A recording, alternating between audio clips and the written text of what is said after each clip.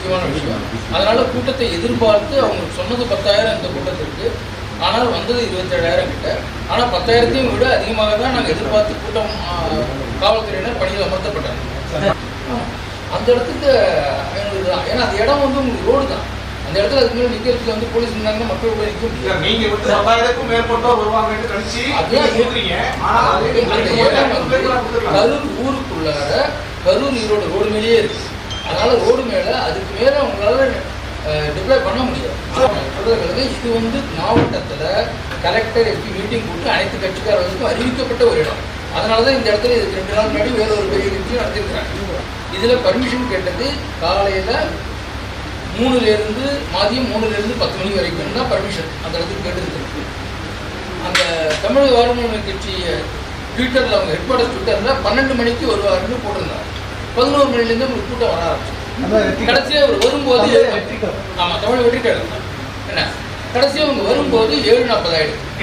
அதனால் காலையில் 11-12லேருந்து சேர்ந்த கூட்டம் அங்கேயே இருக்குது.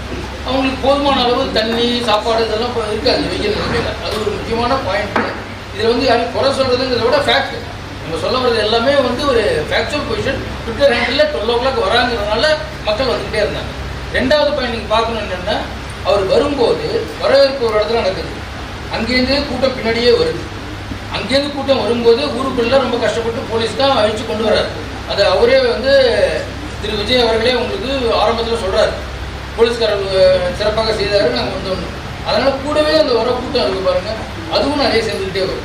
எதிர்பார்ப்பு சேர்ந்து கிடையாது. 10,000 சொன்னால் நாங்கள் அதை விட கொஞ்சம் கூட எக்ஸ்ட்ரா கொடுக்கணும் வழியே. இதற்காக வேண்டி நம்ம வந்து கரெக்ட் எஸ்டிமேட் அவங்களுக்கு வந்து கால்குலேஷன் போட முடியாது.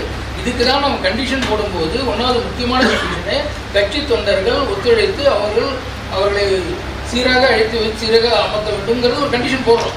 ஏன்னா அவங்க தான் ஆர்கனைஸ் பண்ணும்போது அதெல்லாம் கொண்டு வரணும். அதனால் நம்ம போலீஸ் வந்து எக்ஸ்ட்ரா ஹெல்ப்பு எக்ஸ்ட்ரா ஒர்க்க வழிய இதை வந்து போலீஸார் வந்து 27,000 எதிர்பார்த்து போகணுங்கிறது எதிர்பார்க்க முடியாது. சாதாரண ஒரு போராட்டத்துக்கு இப்படி ஒரு 10-25,000 பேர் நாமக்கல் கரூர் எல்லா ஊருக்கும் அவர் வந்து வண்டியில் போயிட்டு இருக்கிறாரு. எல்லா இடத்துலையும் நடக்கிறது தான். இதே நாமக்கல்ல அன்றைக்கி நடந்திருக்கு, நம்ம பந்தோபஸ்து கொடுத்துருக்கோம். அதனால் இது எதனால் நடந்ததுங்கிறது விசாரணைக்குள்ளது. அதை பற்றி நம்ம இப்போ பேச முடியாது. அது கவர்மெண்ட் ஆனரபிள் ஜஸ்டிஸ்